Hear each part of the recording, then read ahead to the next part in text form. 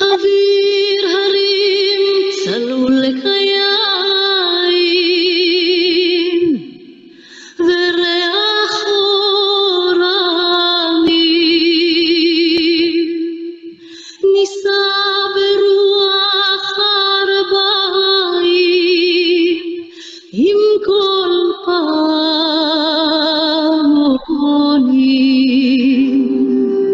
ובתרדמת אילן ועדן שבויה בחלומה העיר אשר בדד יושבת ובליבה חומה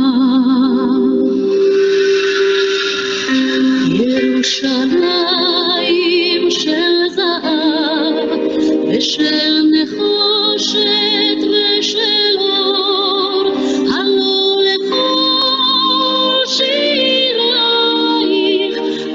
אני כינור ירושלים של זהב ושל נחושת ושל אור הלא לכל שירייך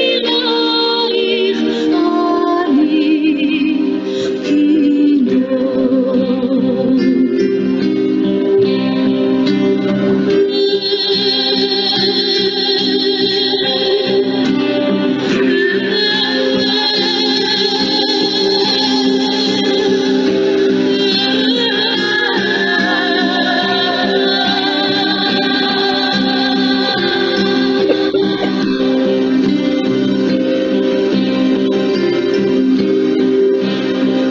חזרנו אל בורות המים לשוק ולכיכר שופר קורא בהר הבית בעיר העתיקה ובמטות על פריש נשום ושוב נרד לים המלח בדרך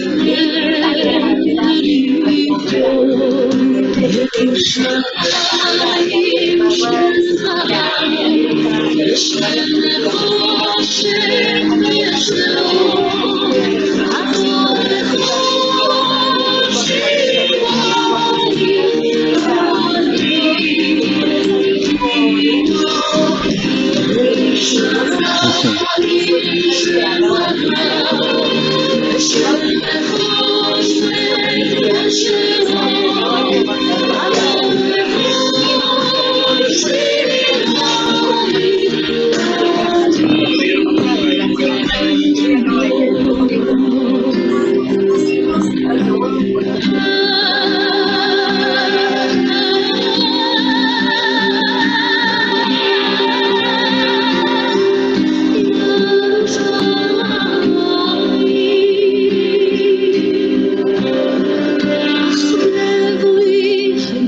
לשיר לך ולך לקשור כתרים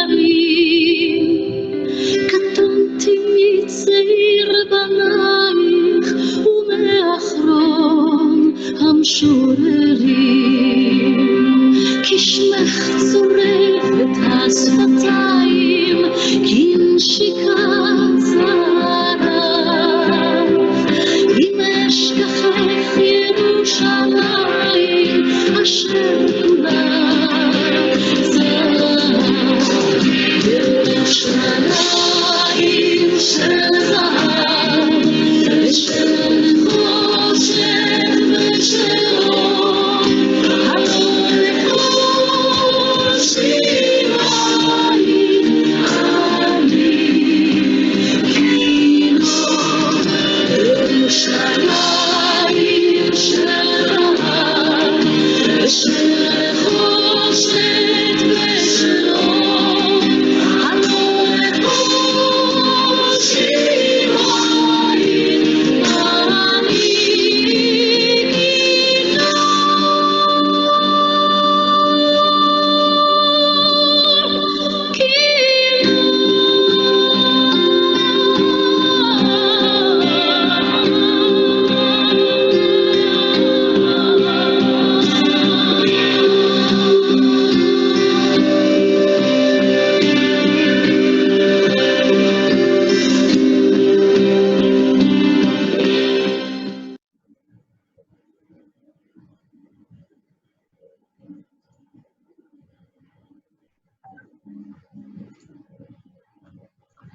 Buenas noches.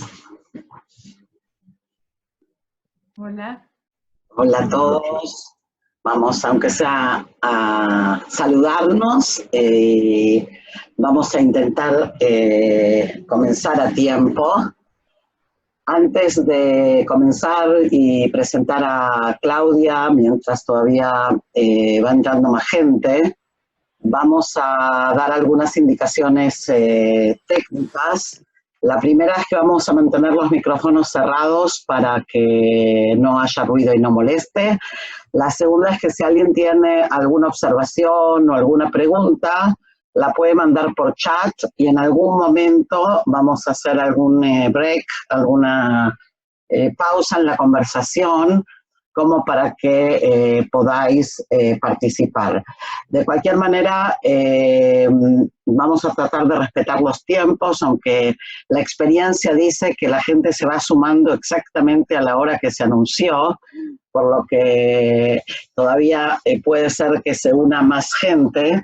De cualquier modo, quisiera sí ahora presentarles a Claudia y antes que eso probar el sonido, ¿sí?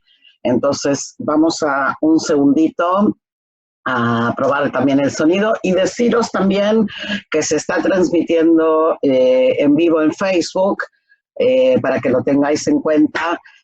Los que no están muy maquillados, pero no se hagan problema, básicamente se va a escuchar y eso es lo importante de esta noche. Entonces, para comenzar, ¿cómo se dice? Hag Sameach, Yom Yerushalayim Sameach. Hoy sin duda es una noche muy especial, una noche en la que por un lado estamos festejando Jerusalén y por el otro cada uno de nosotros, si bien estamos un poquito más libres que hace unos días atrás, por lo menos aquí en Israel, seguimos aún en un semiestado de confinamiento y sin poder reunirnos en reuniones masivas como para salir a las calles a festejar. Y decidimos que esta noche íbamos a festejar de otra manera y nos pareció que la manera más interesante de hacerlo era honrando a alguien muy importante que fue Yehuda Amichai, que me imagino que los que estáis aquí por algo habéis venido a la charla porque seguramente habéis escuchado acerca del poeta. Y Yehuda Amichai fue conocido o es conocido como el poeta de Jerusalén. Nos pareció que ese era el mejor homenaje que podíamos hacerle a la ciudad, hablar de su poeta. Y para hacerlo, nada mejor que Claudia Kerik, la doctora Claudia Kerik, que enseguida se va a presentar también, que nos acompaña. Y voy a confesarles algo, yo conocí las traducciones de Claudia antes de conocerla a Claudia.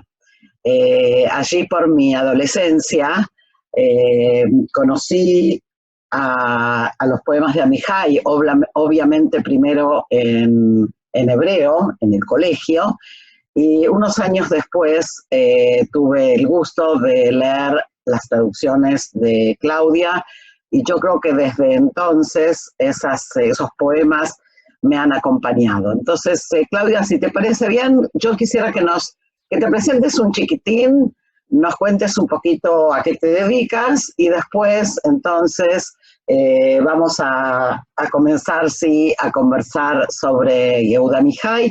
La idea de la noche de hoy no es que es una clase, sino que Claudia y yo vamos a intentar conversar acerca de Yehuda Amichai. ¿Te animas, Claudia, a contarnos un poquito de ti? Bueno, hola a todos. Yo soy una académica, soy profesora de letras, trabajo en México, soy argentina de origen, viví 8 años en Israel durante el 77 y el 84, son los años en los que estuve en Israel estudiando en la Universidad Hebrea. Durante esos años también estuve traduciendo a Yehuda Amichai y fuimos amigos.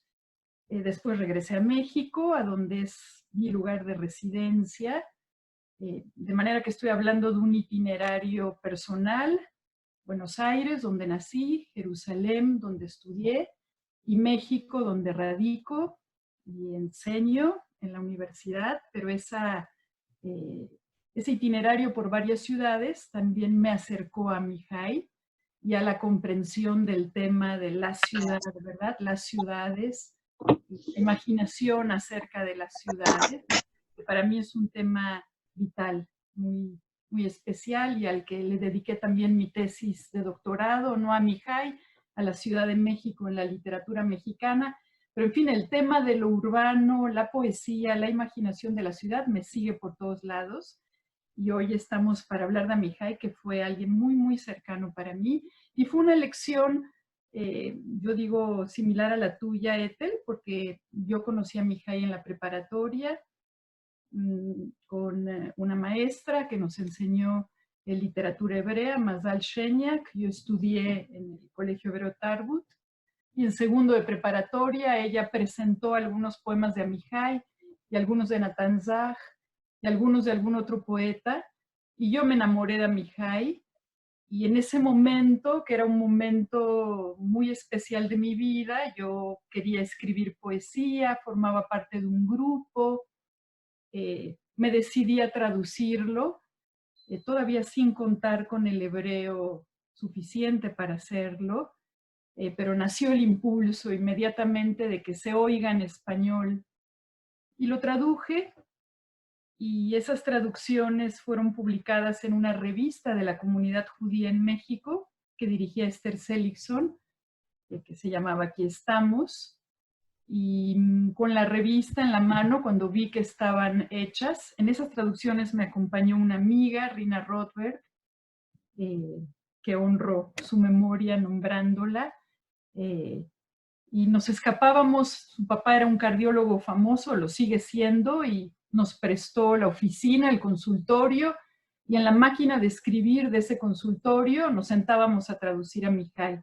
Yo traducía y ella estaba al lado mío, ella era la que prestaba la máquina de escribir. Y bueno, todo se prestó para que ese primer impulso fuera fructífero. Esas traducciones adolescentes de la prepa se publicaron porque Esther Seligson era mi amiga y quiso que salieran en su revista, Aquí Estamos, de la comunidad judía. Entonces, cuando yo fui a Israel en 1978, de 19 años, ya llevaba una revista con mis traducciones de Amihai para Amihai. Entonces, este es el comienzo de una larga historia. Bueno, creo, Claudia, podríamos escucharte horas, ¿no? ¿Contar más? ¿Puedo contar un poco más de eso? Ahora nos cuentas, pero lo que me ha pasado ahora mientras te escucho, les voy a contar que yo y Claudia físicamente nos vimos solo una vez, hace ya 2 años, y hasta ese momento nunca nos habíamos encontrado.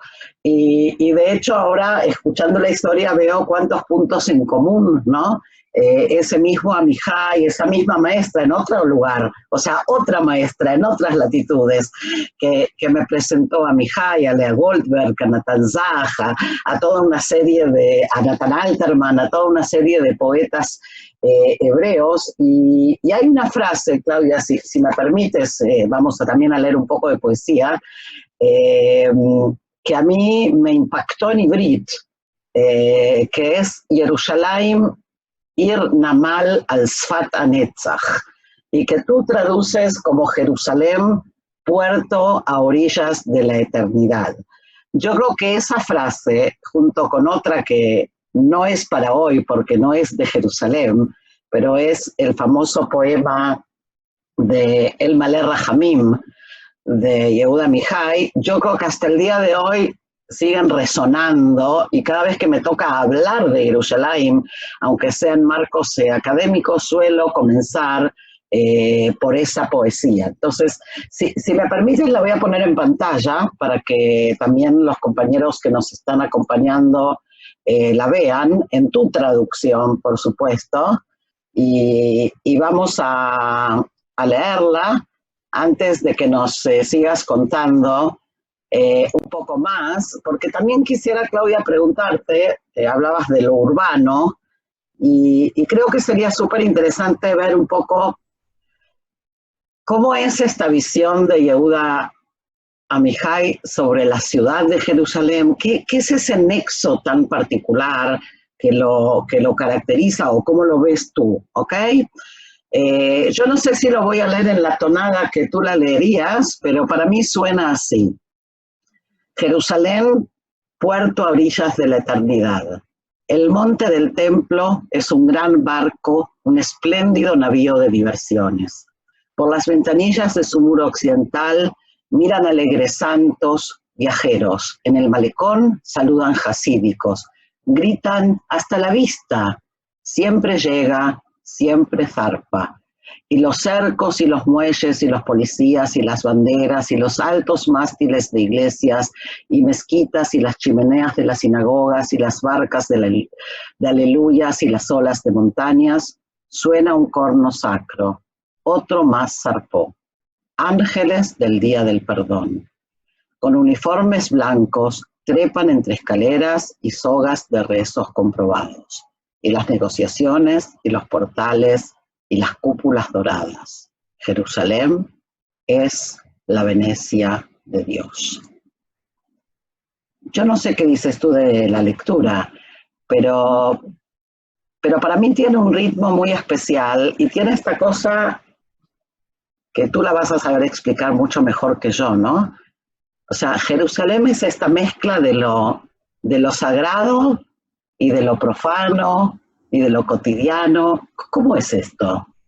Así lo ve Amihai, exactamente, lo ve como un mosaico con muchas facetas, una ciudad con varias dimensiones locales y universales, y muchas veces la forma en la que los poetas comunican lo que es particular de su propia ciudad proviene de que la comparen con otras ciudades, es decir, el recurso de ponerle el nombre de otra ciudad, compararla o ponerla al lado de otras ciudades, es justamente para iluminar más lo que sería específico de Jerusalén, y para sacarla también, para liberarla de un solo cuadro, ¿no? Al convertirla en puerto a orillas del cielo, al rodearla de otro escenario, ¿no?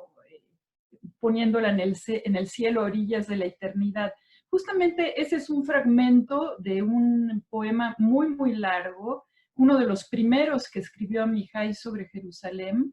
Se llamó Jerusalén 1967 y escrito después de la Guerra de los 6 días, de la reunificación de Jerusalén, y es un poema que tiene momentos muy duros, muy difíciles. De hecho, varios fragmentos que yo he traducido, la piedra de Jerusalén es la única piedra que tiene dolor, o Jerusalén fue construida sobre un suelo abovedado, sobre un grito, que si quieres ahorita también los leemos, son poemas muy duros.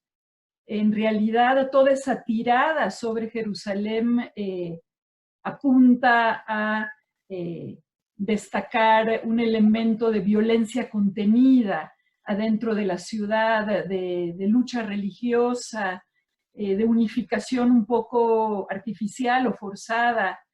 Y este fragmento destaca en esa tirada, es como un respiro.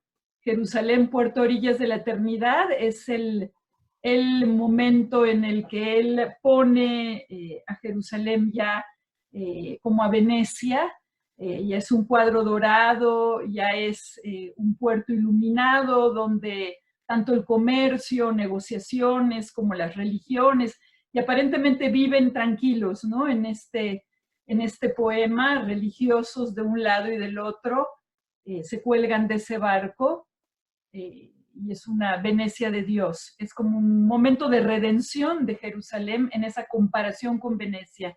Pero en otros momentos la compara, aquí tenemos la piedra de Jerusalén, forma parte de la misma tirada, y aquí más bien está mostrando separación entre los grupos, iglesias, sinagogas y mezquitas, cada uno en su sitio, y la piedra de Jerusalén como una piedra dolorosa, ¿no? Y aquí el referente de Amihai es la Torre de Babel, esa especie de confusión que se da en la ciudad por varios dioses que están, el dios que azota estas tres religiones. Entonces son fragmentos de una misma tirada de visiones sobre Jerusalén, a donde Amihai comienza a entrenarse en este ejercicio de comparar para especificar, comparar para particularizar, comparar a Jerusalén con las ciudades que tienen, no sé, un legado, una historia, son icónicas en la historia de las ciudades y también en la literatura. Y para eso elige tanto la Biblia, porque está la Torre de Babel, en el que acabas de poner, como Venecia, que no tiene nada que ver con el contexto bíblico. Ahí entrarían dos dimensiones distintas, dos fuentes distintas que él usa. Y va a continuar haciendo lo mismo. Va a haber otro poema donde compara Jerusalén con Sodoma.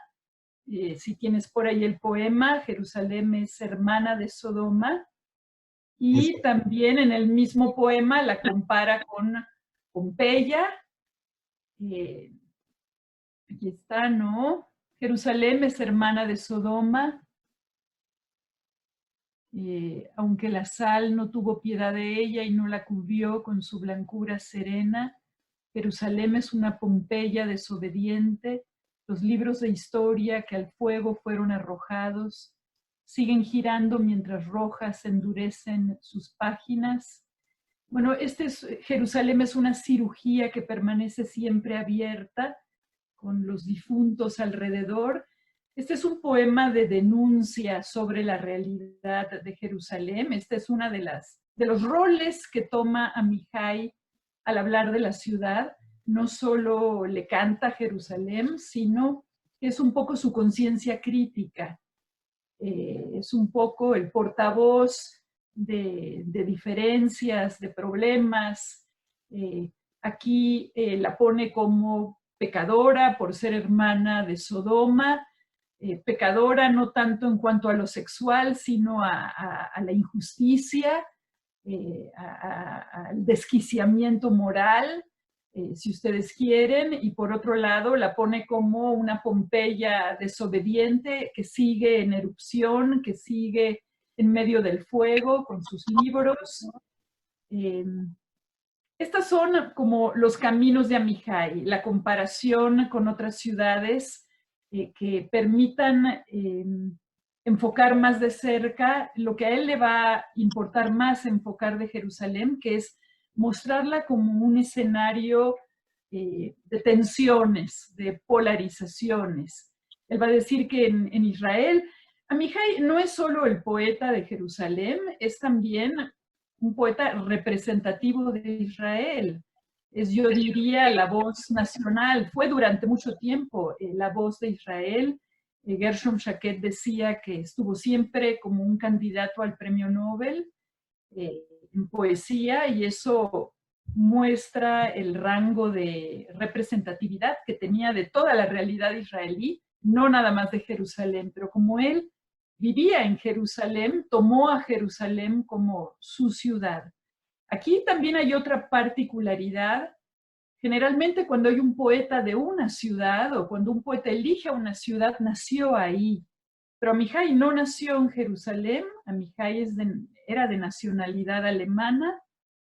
Llegó a Israel en 1936, a los 12 años, vivió en Petah Tikva, y la familia se mudó a Rehavia, a Jerusalén, en 1937, antes de la fundación del Estado de Israel, de manera que le tocó todo una parte de la historia de la ciudad que no es tan conocida y que la atestiguó como niño, ir camino al Kotel y que lo apedrearan, un poco como lo apedreaban también en Alemania.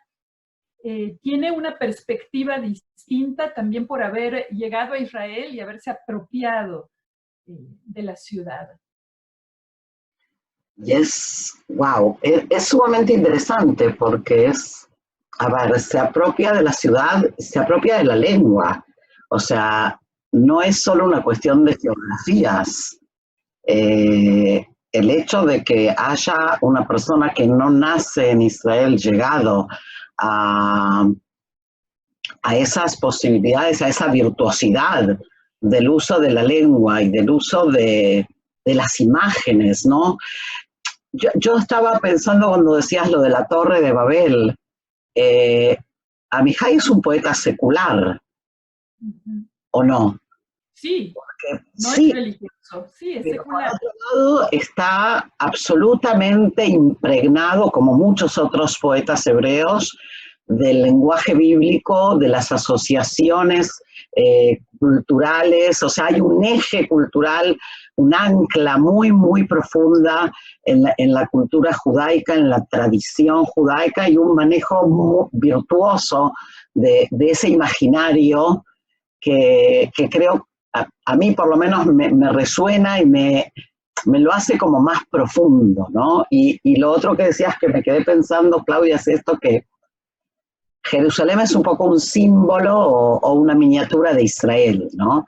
O sea, es el poeta de Jerusalén, pero en realidad es la voz de un Israel que está naciendo, él atestigua el nacimiento del Estado y también la unificación o no unificación, ¿sí?, de la ciudad con todas las tensiones que esto implicó. Creo que es un aspecto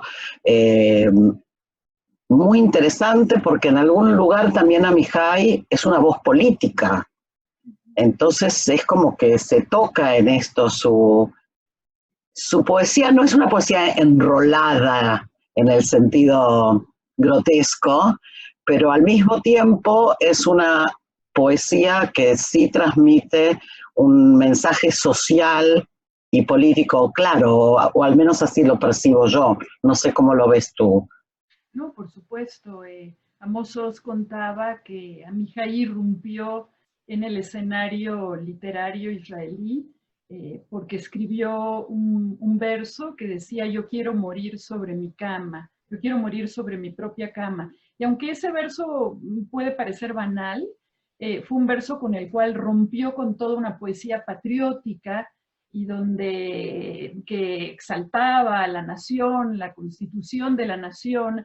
Y Amihai apareció en órbita desde el comienzo como antibelicista, como pacifista, es decir, como soldado que luchó en la guerra de independencia de Israel, pero que quería morir en su cama, era una postura política, es decir, quería regresar a lo íntimo, quería regresar a lo personal, e inmediatamente fue identificado de esa manera. Su poesía, por supuesto, que tiene una dimensión política en esa actitud pacifista. Y David Grossman, también otro escritor israelí importantísimo, ha declarado que Amihai y la lectura de Amihai, y él también es de Jerusalén, le permitió hacer las paces con la ciudad, de alguna manera, porque dice que nos educa en la autocrítica. Leer a Amihai es educarnos en la autocrítica, es no separar las partes de Jerusalén, sino aprender, porque en la poesía todo aparece mezclado, en la poesía todo se funde, todas estas cosas que en la realidad están separadas, milagrosamente aparecen armónicas, si quieres, en un poema. Entonces él decía que leía a Amihai porque lo educaba a ser cada vez más autocrítico. Entonces esto que estás diciendo es muy importante. Por supuesto que es un poeta de dimensiones políticas, de alcance político, sin ser comprometido, sin ser propaganda de nada, sin escribir una poesía panfletaria que invite a algo. Es poeta antes que cualquier otra cosa.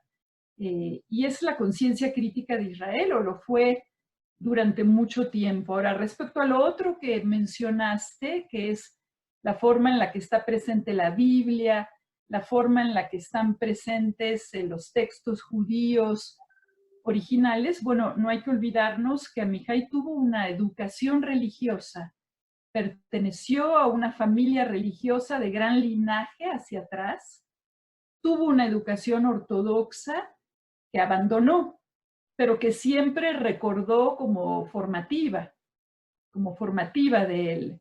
Él también decía que en sus primeras imágenes de Jerusalén intervinieron los cuentos de hadas de la literatura alemana, los hermanos Grimm, los cuentos infantiles, las leyendas populares, y hay una mezcla de las dos cosas. Esa Jerusalén que él describe está un poco animada, fantasiosamente, fantásticamente, con el eco de esas leyendas infantiles que lo nutrieron en Alemania, ese romanticismo para ver a la ciudad. Y por otro lado está, por supuesto, todos los libros pilares de la religión judía que él entreteje en el hebreo, en las frases, hace referencias directas. Entonces, tu percepción es correcta en los dos sentidos. Bueno, pero has dicho una palabra que no puedo no preguntar, porque así deslizaste eso del romanticismo. Y era un romántico, ¿no? Era un romántico. Era un romántico, era una mezcla muy singular de romanticismo con aceptación de la derrota, porque yo creo que crecer en Israel también te curte, te vuelve alguien preparado para sufrir, para aceptar límites, y también tuvo una vida personal difícil.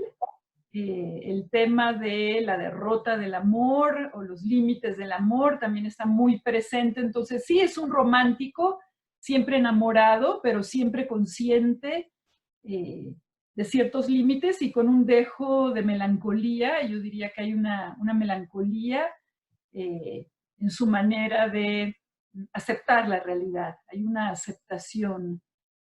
También sobre este tema hay mucho que decir, porque Amichai se vincula a la ciudad de Jerusalén también como un amante y la ve también como un escenario del amor. O sea, no nada más la compara con otras ciudades, sino que se refiere a ella, el vínculo de él con Jerusalén es parecido a la vivencia del amor, en donde sobre algo antiguo hacemos algo nuevo y volvemos a empezar. No sé, recuerdo el verso: durante nuestro amor se completaron casas. El amor y la construcción de la ciudad los ve en paralelo, los va viendo en paralelo. Son imágenes que difícilmente vemos en algún otro poeta de algún otro lugar del mundo. Y en unas declaraciones que hizo en los 70s, en un texto que se llamó Postales de Jerusalén, habla de Jerusalén como una ciudad de muchos amantes, refiriéndose a los amantes como a los distintos grupos étnicos, a donde todos le dan todo sin pedir nada a cambio. Un poco esas imágenes que usa Amichai para hablar de la ciudad, que ya no vienen ni de la Biblia, ni de las ciudades que han entrado en el inconsciente colectivo o en el imaginario literario. Interesante esto que dices de la Biblia, porque a mí, mientras hablabas, me resonaba el libro de las Lamentaciones, donde la ciudad es una mujer, y es una mujer que ha sido profanada. Bueno, son todas las imágenes terribles, pero es una mujer cuyos amantes la han abandonado. O sea que de alguna manera, si bien no es lo que hace Amichai, esta imagen del amor y la mujer también tiene una cierta resonancia que le puede dar una profundidad o una mirada que le agrega, digamos, que le suma una dimensión, ¿no? Y a mí siempre me llamó un poco la atención esto que decías, porque sí, hay como una melancolía. ¿Hay tristeza o hay depresión? ¿Cómo lo vivís o cómo lo sentís?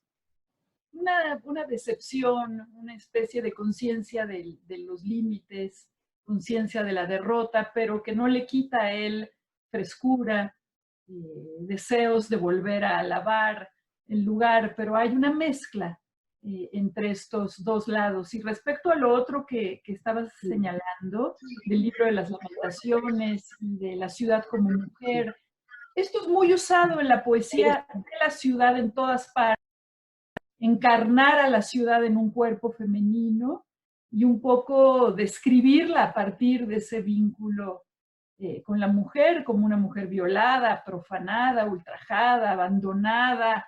Mucho de lo que se dice de la ciudad se dice usando la imagen de la mujer que encarna esa ciudad, y esto no lo hace solo Amijay, lo hacen muchos poetas. Es como un recurso útil, es como darle corporeidad a algo que puede parecer abstracto, aunque la ciudad es física, ¿no? Es otro de los caminos de Amijay, no es el único, pero es otro. Yo creo, no sé en qué momento Amijay cobró conciencia de convertirse o de haberse convertido en la voz de la ciudad. O sea, yo creo que en su primer libro, de donde están tomadas algunas de estas traducciones, Amijay no era propiamente todavía el poeta de Jerusalén, era el poeta que arrancaba, como dice Amos Oz, con este cambio de paradigmas, esta poesía íntima que se postulaba en contra de poetas patrióticos o cantos a Israel más fundacionales. Amijay salía con una voz discreta a decir que la vida personal también contaba, no solo la vida de consagración al país, pero en ese momento él todavía no se había convertido en el poeta de Jerusalén. Fueron los libros que sacó uno tras otro, la constancia que tuvo en reparar sobre Jerusalén, porque el solo hecho de que la nombre empezó a crear una especie de conciencia sobre el lugar, una atención excesiva al lugar, que él sostuvo de una manera consistente hasta su último libro. Justamente el último libro, antes de morir, también tiene una tirada larguísima sobre Jerusalén, Jerusalén, Jerusalén, ¿por qué Jerusalén? A donde él ya asume su rol de poeta de la ciudad y se pregunta, está entre los poemas que te envié, donde pregunta ¿por qué Jerusalén? ¿Por qué no Nueva York? ¿Por qué yo? Sí, ahí se pregunta por qué él es el que tiene que ser el portavoz de la ciudad, pero esto es ya, sí, la acabas de pasar, es el poema anterior que acabas de pasar. En eso, esta. Ahí está. ¿Por qué Jerusalén? ¿Por qué no Nueva York? Con sus rascacielos y sus túneles en las profundidades, con sus cavernas y sus pasajes subterráneos para invocar desde allí a Dios. Desde el abismo clamé por ti, oh Señor. ¿Por qué Jerusalén? ¿Por qué yo? ¿Por qué no Atenas o Egipto o México o la India o Burma? Los templos ya están allí y las cúpulas doradas y las columnas elevadas. Aquí este poema el poemario final de Amijay ya lo compara con una ciudad moderna. Ya no tenemos Sodoma, Pompeya, la Atlántida, que también está en otro poema. Aquí es traerlo directo al presente y traerlo directo a lo más moderno. ¿Por qué Jerusalén? ¿Por qué no Nueva York? Y de Nueva York hablar de que cuenta también con un nivel subterráneo, mi mamakim karati leja Adonai. ¿Por qué no desde ahí, desde esos mamakim, desde esas profundidades, hablarle a Dios? Recobra el Salmo. Entonces ahí viene el gran peso de ser el poeta de Jerusalén. ¿Por qué Jerusalén? ¿Por qué no Nueva York? ¿Por qué yo? Ese por qué yo es, ¿por qué me tocó? ¿Por qué me tocó? Él se forjó ese camino ese camino no estuvo desde el comienzo. Él empezó a construir esta poesía dedicada a hacer la conciencia crítica del lugar y al mismo tiempo también una exaltación de Jerusalén y un reclamo de que la paz baje a Jerusalén, llegue a Jerusalén, pero al final le pesa este rol a donde tiene que hacer las paces él también con el lugar y no las puede acabar de hacer porque la ciudad no está en paz, no está en paz. Sigue siendo una ciudad de extremos, de desgarramientos, de piedras, de pedradas, de luchas entre grupos. ¿Sabes lo que pensaba ahora mientras te escuchaba? Dos cosas. Uno, bueno, que me muero de ganas que nos cuentes cuando te encontraste con Yehuda Mihai por primera vez y cómo fue ese camino y ese recorrido, porque recordemos también que Mihai luego estuvo en México también. También estuvo en Buenos Aires y recuerdo algunos poemas, ¿no es cierto?, que tiene sobre Buenos Aires. Mucho sobre Buenos Aires. Sí, verdad. Ese es un aspecto. Y otro aspecto que me quedé pensando es que es una voz muy particular de Jerusalén, de Israel, pero es un autor reconocido a nivel mundial. O sea, es un poeta reconocido por poetas. En tu último libro, para los que no saben, que está aquí, que es la nueva edición que acaba de salir, que es los nuevos poemas escogidos, que es una revisión del libro anterior, más algunos otros poemas, más déjame decir que hay la parte final con las notas que hay, es también una belleza. No es propaganda, pero vale la pena. Y el hecho de que Octavio Paz hable de él y el hecho de que otros poetas lo reconozcan, creo que también es sumamente interesante. Cómo esta voz tan particular se convierte al mismo tiempo en una voz universal. ¿Cómo lo hace?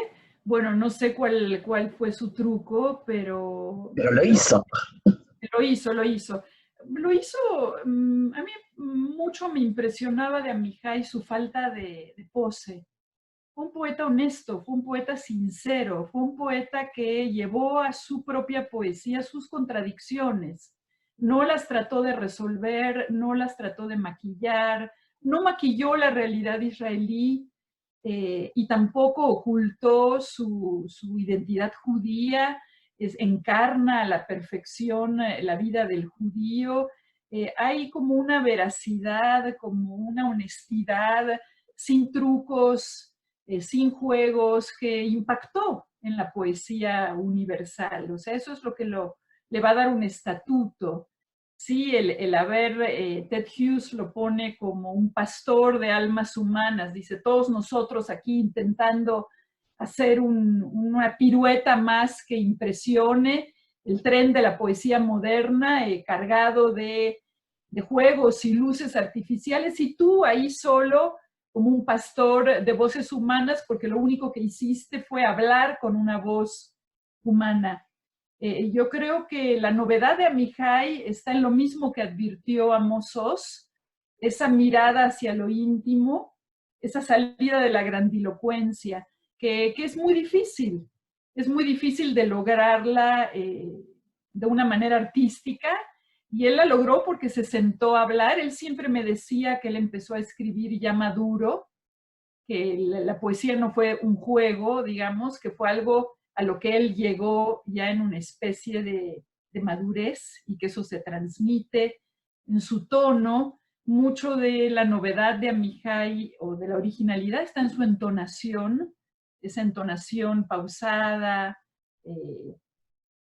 discreta, sin muchos juegos, sin muchos artificios. Eso es lo que te diría sobre su lugar dentro de la poesía universal. ¿Qué más me habías pedido que te contara? ¿Su visita a México? O tu encuentro, o sea, tú le llevas una revista con tus traducciones y ¿qué? Y tienes 19 años y ¿qué te dice? Bueno, lo primero de todo y más importante es que yo venía de México, del México de Octavio Paz. Y en México hablar con un poeta que se considera el poeta nacional era impensable. O sea, yo no me hubiera imaginado llamando por teléfono a Octavio Paz a decirle algo sobre mí, quién era yo. Además de que yo llevaba una revista, mis primeras traducciones improvisadas, tenía un poco de temor de cómo iba a ser recibida por él. No sé, yo creo que es una instantánea. Minuto, que hay, Queriendo decir algo, me pareció. no, hay un ruido. Dinora, ¿tienes abierto el micrófono? Ya, ok, vale. Claudia, por favor, continúa. Venía de ese México, ¿no? En México hay jerarquías, en México es muy difícil romper esas jerarquías, es una sociedad muy estratificada, muy jerárquica, y el lugar de los poetas es un lugar más allá de todo, ¿verdad? Son dueños de algo. Y Octavio Paz ha tenido como una imagen imperial. De manera que cuando yo llegué a Israel, lo último que me imaginé es que fuera tan fácil hablar con Amichai. Y lo primero que hice fue buscar su nombre en el directorio. También cuando busqué su nombre en el directorio pensé, no va a estar. Es tan importante Amichai que va a ser en el directorio. No, pero rápido encontré a Amichai, Rejofa Malquí, creo que era Rejofa Malquí 26, a donde vivía. Y desde un teléfono público con Asimonim, no sé si siguen los Asimonim en Israel y los teléfonos públicos. Bueno, pero pues yo soy de esa generación. Con Asimonim, desde un teléfono público lo llamé, él me contestó. Y entonces le dije, me presento, soy Claudia Keri, que traigo traducciones tuyas, ¿cuándo te las podría dar? Me gustaría compartirlas. Mañana, nos podemos ver mañana. ¿Qué te parece? En el Café Taamón. El Café Taamón era un cafecito chiquito que estaba en King George, que yo todavía no conocía, cerca de Rehavia, cerca de Ben Yehuda. Fue durante mucho tiempo el Café de los Intelectuales de Jerusalén, y ahí nos vimos. Cuando yo llegué al café tenía miedo porque pensé que no lo iba a reconocer, no lo conocía, y el café estaba lleno de humo porque había mucha gente fumando, y era la época en la que se jugaba shesh besh en el café o ajedrez, narguilas, en fin, todo un ambiente, y café turco, todo un ambiente lleno de vapor. Creo que era invierno, por eso estaban todos adentro.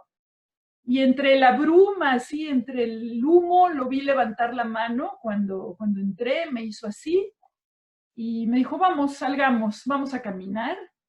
Y me llevó a caminar por Mahane Yehuda. Fue mi primer visita a Mahane Yehuda, y mientras recorrimos Mahane Yehuda hablábamos. Y ya desde esa presentación de Amichai a mí, pues fue un shock para mí ver que estaba al alcance, que era tan accesible. Su imagen siempre fue muy modesta, venía con un morral típico israelí, no traía una corona de flores que lo convirtiera en poeta. Era una persona sencilla, modesta, accesible, y a partir de ahí nació una amistad muy fuerte. Él empezó a venir a visitarme a mi casa. Yo no me decidí de inmediato a traducirlo, me tomó algunos años asumir esto porque era toda una responsabilidad. Y una vez que lo hice, él venía, le leía yo mis traducciones, le hacía preguntas, se sentaba, consultábamos. Eso fue. ¿Entendía español? No, no entendía español, no. No entendía español. Y tú le leías igual. Las preguntas las entendía. Yo le hacía preguntas cuando había ambivalencias. Había una frase que me acuerdo que le dio mucha risa, Kshanyo Lech el Ein Sof Sofi, algo así. Yo le preguntaba, cuando voy hacia el infinito de mi fin o hacia el infinito definitivo. El sofí final, bueno, estoy haciendo una digresión en hebreo, el sofí final no me quedaba claro si era definitivo o mi fin, y a él le daba risa que su poesía se pudiera prestar a esas interrogantes, y me daba toda la libertad, me decía, como tú lo entiendas, así ponlo. Quiero que... Él no tenía tanta conciencia de por qué había elegido esa palabra y no otra. Algunos años después, y a raíz de mis traducciones y de que las fui llevando a México, Amihai fue invitado por Octavio Paz, por Homero Aridgis en particular, que fue el que organizó el Festival Internacional de Poesía en México en los 80s, fue invitado a participar leyendo mis traducciones, y hizo 2 visitas, 2 escalas, que fueron muy importantes para que fuera conocido. También en México su presencia fue importante, su lectura en el Teatro de la Ciudad fue muy impresionante. Amihai tenía una tendencia a leer en voz baja, parecía que estaba rezando. Leía bajito, bajito, bajito cuando le dieron el micrófono y parecía que estaba susurrando, leyendo, o sea, esa misma entonación modesta y no grandilocuente la tenía al declamar su poesía. Pero los que la declamaron en español, la declamaron a los gritos, o sea, fueron muy festivos, fue así como contrario al tono tan sereno y discreto de Amihai, pero eso también sirvió para que se entienda bien en español y para que se vea este perfil de Amihai, que no era nada más así en sus poemas, sino así también en la realidad. A él le gustó mucho visitar México. Y bueno, eso sirvió para que sigamos fortaleciendo la relación. Nos vimos también en esos encuentros y continuamos viéndonos en Israel hasta que salió por fin el primer libro de mis traducciones, que salió en el 86. Sus visitas a México fueron anteriores. Y después han continuado muchos traductores traduciendo a Amihai a todas las lenguas, y al español. Raquel García Lozano hizo también traducciones excelentes, formidables. Raquel García Lozano dice que Amihai es la religión de los no religiosos. Me gusta esa expresión, porque sí, Amihai se va a convertir como en una fe poética, ¿no? Una especie de religión a partir de la poesía. Tomo sus palabras porque lo dijo de una manera formidable. Con mucha precisión. Yo quisiera, Claudia, si me permites, invitar a las personas que nos están acompañando, si alguien tiene alguna pregunta que le gustaría plantear o formular en este momento, antes de que nos acerquemos hacia la parte final de la noche. Entonces, si alguien desea preguntar, puede hacerlo ahora, es el momento. Aida, por favor. Voy, ahí, sí. Sí, ya no estoy. Buenas tardes, encantada de estar aquí, de verdad. Yo pienso que es muy difícil traducir el hebreo, porque es un idioma de tanta sutileza, con tantas variantes en las palabras, ¿no? Las raíces hacen que las palabras puedan significar, dependiendo de lo que les acompaña, una combinación de una manera o de otra. Y claro, traducirlo eso tiene que ser bastante complicado, como el ejemplo que explicabas de Sof, ¿no? Y luego él también es un poeta que es... yo diría que es demasiado... que tiene un sentimiento muy arraigado, y entonces sentir ese sentimiento para traducirlo, me parece que también es muy complicado. ¿Quieres que te diga algo de eso? Sí, traducirlo es muy difícil. Él parece un poeta sencillo, pero es falso, es una trampa pensar que se pueda traducir solamente literalmente, justamente por lo que estás diciendo, ¿no? La lengua hebrea tiene muchas resonancias y es una lengua no nada más para la vida cotidiana, y él no solo la usa en el sentido literal y cotidiano, sino que le saca provecho, la capitaliza, usa toda la densidad semántica que tiene el hebreo, entreteje frases del día a día con mi makim karati leja Adonai, ¿no? Como está aquí en ¿por qué Jerusalén? ¿Por qué no Nueva York?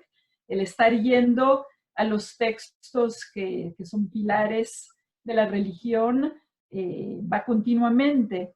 Esto es una ventaja del hebreo. Es una dificultad para el traductor, pero es una ventaja del hebreo el contar con tantas capas de significados y que muchas de esas capas de significados sean referencias textuales también, porque no es solamente lo que la palabra significa, sino lo que la palabra refiere en un texto determinado. Entonces hay como todo un tejido intertextual entre textos que compone a la propia lengua, y Amihai no lo elude, sino que lo aprovecha. Entonces, detrás de toda esa fachada de ir hacia lo íntimo, ser sencillo, ser discreto, hay algo muy elaborado, muy elaborado en sus elecciones y en cómo entreteje, sin que parezca rebuscado, sin que parezca algo que te aparte de la lectura, ¿no? Tú entras en la lectura animado por su sencillez, pero una vez que caes en el fondo del poema, te das cuenta que aquí hay otros niveles, aquí hay otras referencias, aquí hay más cosas. Y bueno, a mí me costó en ocasiones mucho trabajo dilucidarlas. A veces me costó trabajo comprenderlas una vez que ya las había dilucidado. Intenté en todas las ocasiones estar como, tener el oído muy despierto a ver qué sonaba, cómo sonaba, pero tal vez alguna se me escapó por la complejidad de estar oyendo esto en varios niveles. Pero sí estoy de acuerdo contigo, es difícil traducirlo a pesar de que él es el más sencillo, si tú quieres, el más sencillo de los poetas. Gracias. Muchísimas gracias, Claudia. Compañeros, ¿hay alguien más que quiera hacer alguna pregunta, alguna observación? Ok, sí, Libe. Espera que te voy a abrir el micrófono. Ahora. No te estamos escuchando.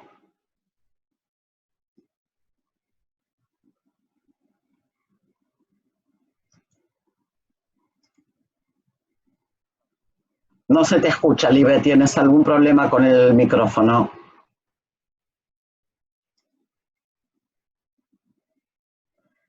Okay, vamos a pasar a Pnina mientras, a ver si puedes solucionar ahí qué tienes, Libe, ¿ok? Sí, Pnina. Hola. Hola. Quiero ante todo agradecerte, Ethel, esta invitación a Claudia. No conozco la poesía de Amihai. Me encantó, me conmovió la sencillez y la emotividad de tu ponencia, de tu explicación, y me dio ganas, sé hebreo, y me dio ganas de ir a leer, de leerte y de ir a leerlo a Amihai. Lo escuché mucho, Amihai, pero no conozco su poesía. Te agradezco mucho, Claudia. Te agradezco tus palabras también. Qué padre, qué bien. Si esto es una invitación a acercarte a él. Leer, sí. Bien, vamos a ver si le volvió el sonido a Libe. Bueno, a ver cómo funciona ahora. Ahora bien, ahora bien. Ahora se escucha. Sí. Bueno, desde ya que me sumo al agradecimiento y a las felicitaciones de Ethel y Razmiel por el privilegio de esta tarde acá en Buenos Aires, ahí de noche. Pero hablando de esta personalidad y de las comparaciones y de lo espontáneo, necesito también decirles que en esta presentación de Claudia y de Amihai, y de esa amistad que nació entre ellos, lo asocio con Borges y Kodama.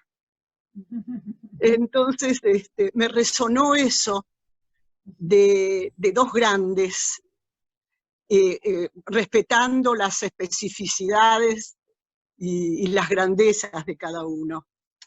Así que bueno, nuevamente gracias. Y bueno, comentar esto que lo tuve así dando vuelta en la cabeza. Gracias. Bueno, gracias a ti por tu comentario y por la comparación. Borges es otro gran poeta de la ciudad. Tiene esa afinidad con Amihai, o Amihai la tiene con él. Borges escribió poemas a Buenos Aires, Fervor de Buenos Aires, Fundación Mítica de Buenos Aires, o sea, usó también a su ciudad para transmitir, comunicar algo que no todos los argentinos tal vez ven, ¿verdad? Esa atención a un Buenos Aires que no es el Buenos Aires de hoy. Entonces, no es tan casual que los hayas asociado, porque ambos están tomando a su lugar como la fuente de su inspiración. Amihai decía, los poetas toman algo externo para hacer algo interno. Es decir, la ciudad está afuera, pero se convierte en tu mundo interior, ¿no? Para crear, para inspirarte, para crear tus metáforas. Y eso lo hicieron de manera maravillosa los dos, Borges y Amihai. Y siguen muchos más. Gracias, Claudia. Alisa, sí, bueno, muchísimas gracias. Es un disfrute escucharte, Claudia, y recordar a Amihai, que es parte, como decía Ethel, de nuestra vida y de nuestro estudio y de nuestra identificación, aunque lejos de Jerusalén y de Israel en general. Quería consultarte algo que a mí me parece muy complicado, y te llevo nuevamente a la traducción, que no solo es la palabra y el concepto, ¿no es cierto?, y lo que quiere decir, sino también qué pasa con la traducción en la musicalidad, porque la poesía, a diferencia de la prosa, ¿no es cierto?, tiene una musicalidad, ¿no es cierto?, interna. Entonces, ¿cómo se puede en el poema, en la traducción, llevar esa musicalidad? Bueno, no sé si haya una fórmula para responderte. Creo que todo traductor se enfrenta a tener que escuchar bien al poeta que eligió, ir afinando el oído, ¿no? Y los poetas tienen como un ritmo intuitivo en su manera de escribir. Amihai empezó escribiendo poesía rimada. Los primeros poemas de Amihai eran sonetos, eran poemas rimados, y después pasó al verso libre. En el verso libre, pues fue creando su propio estilo. Y no es tan distinto en español que en hebreo, es frases cortas, reiteraba alguna idea central del poema que estaba en el título y regresaba. No hay una fórmula así que se pueda compartir, es un irlo escuchando e irlo probando. Por supuesto que al transferirlo al español cambia. Hay frases que suenan muy mal en español, hay expresiones que son incomprensibles y que hay que ajustarlas, adaptarlas, pulirlas. Es Es un trabajo de sincronía con él y con su manera de escribir. Bueno, Claudia, creo que nos has dejado a todos con ganas de más y con ganas de leer, que eso es súper importante. Desde ya te comprometo para otra charla en otro momento. ¿Y qué te parece si eliges algún poema para leernos para cerrar? ¿Te animas? Uy, pero y a ver, ¿cuál sería? ¿Cuál te gusta? No sé. Es que como tomé solo los de Jerusalén, te voy a decir. Cualquiera. Te dejamos que tomes cualquiera. Bueno, uno de los de Jerusalén, que a mí me gusta mucho. Este es un tema que me faltó tocar y es el papel de la memoria. Jerusalén como un espacio de memorias tan antiguo, donde hay memorias que nos llevan muy lejos y que están en sus piedras, están en su historia. Pues terminar yo diciéndoles que me siento honrada de festejar Yom Yerushalayim con este homenaje a Mihai y esta lectura de mis traducciones. Mi hija me está escribiendo que lea un poema, el del gran invento. ¿Cuál es, Arielita? A ver, anímate a decirme exactamente cuál es y lo leo. Ah, ok. Entonces, a petición de ella, voy a leer un poema y después otro. Bueno, es importante que los jóvenes se acerquen a la poesía de Amihai. Es decir, yo lo hice siendo muy joven, pero digamos que él sea todavía una fuente de inspiración para las juventudes, ¿no? Entonces tengo una hija de 22 años, lectora de poesía, y a ella le gusta un poema un poco más elevado de tono, más erótico, no tan tema religioso, y a Amihai o Conciencia Crítica de Israel, y Amihai era muy bueno para esto. Esto también lo convirtió en un poeta universal, era choqueante la sinceridad con la que hablaba del erotismo. Entonces, este es el que elige mi hija, este es el que les leo, y cuando lo termine, leo el de Jerusalén y nos despedimos. ¿Te parece? Okay. El poema que elige Ariela se llama Lástima, éramos un buen invento. Y dice así: amputaron tus muslos de mi cintura.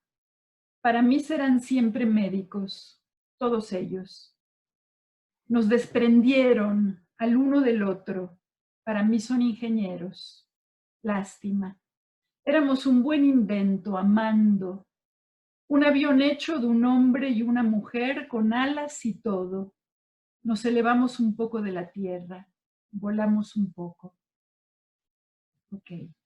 Ese es el poema, el homenaje al amor.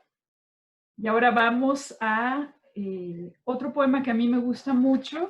Claudia, aquí Enrique en el chat nos pone que hay un poema que habla de Jerusalén, un pastor árabe y judío. ¿Lo tienes por ahí? No sé a cuál se refiere.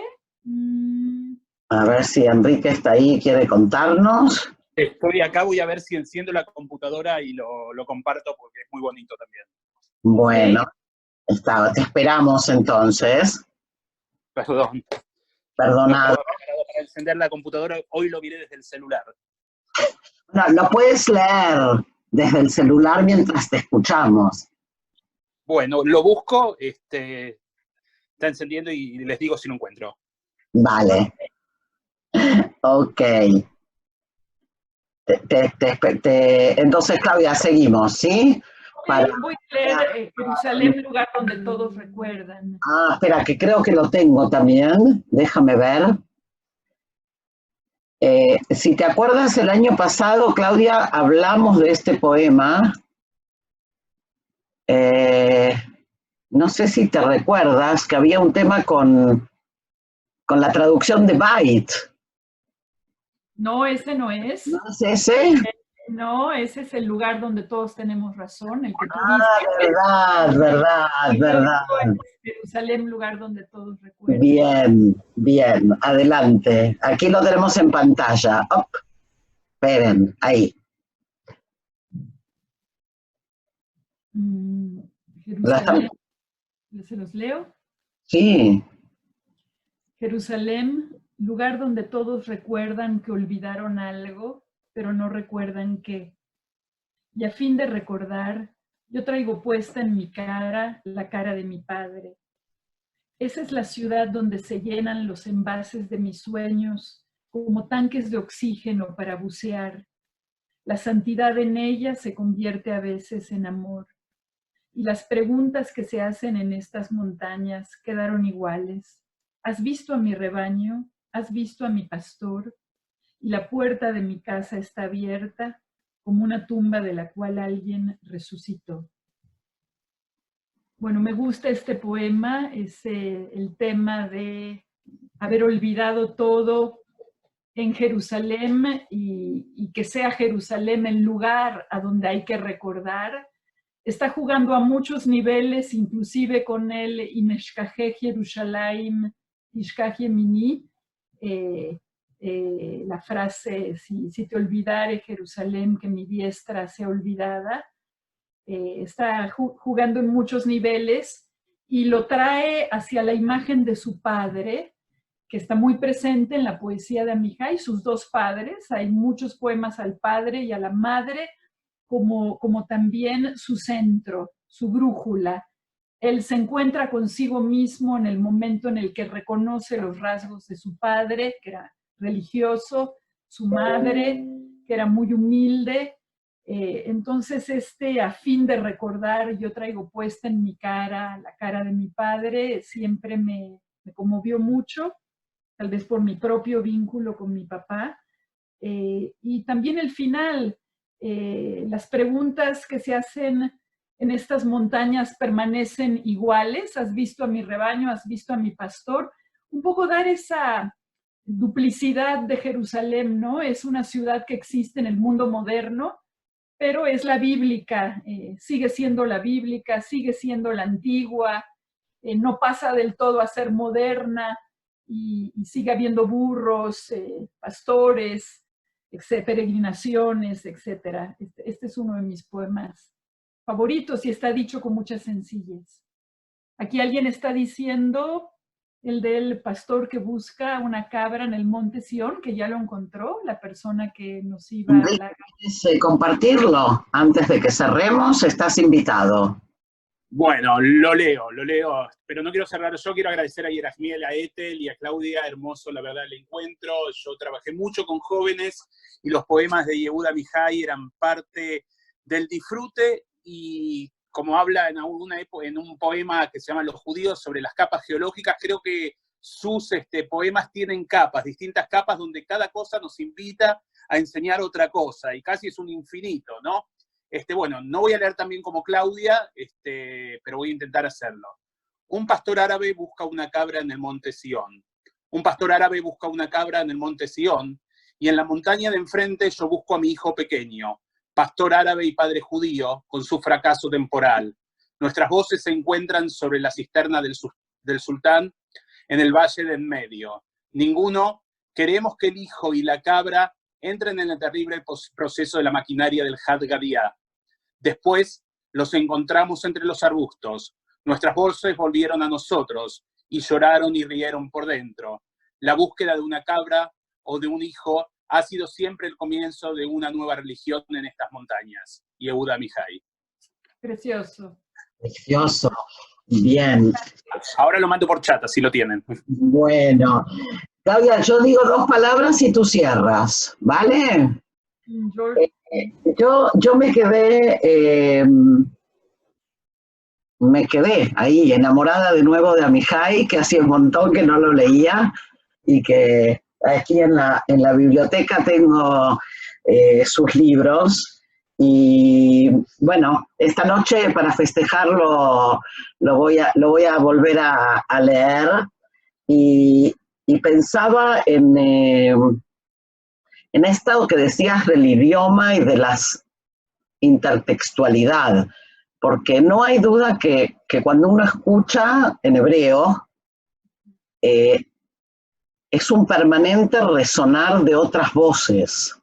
Entonces, hay por un lado imágenes, como decías recién, el rebaño y las cabras, pero hay palabras que permanentemente nos hacen un eco, ¿sí? Y nos transportan Por eso me parece tan interesante, porque es una poesía que tiene una profundidad, o sea, la puedes leer también si no sabes esas connotaciones, pero si esas connotaciones te hablan, la profundidad es otra.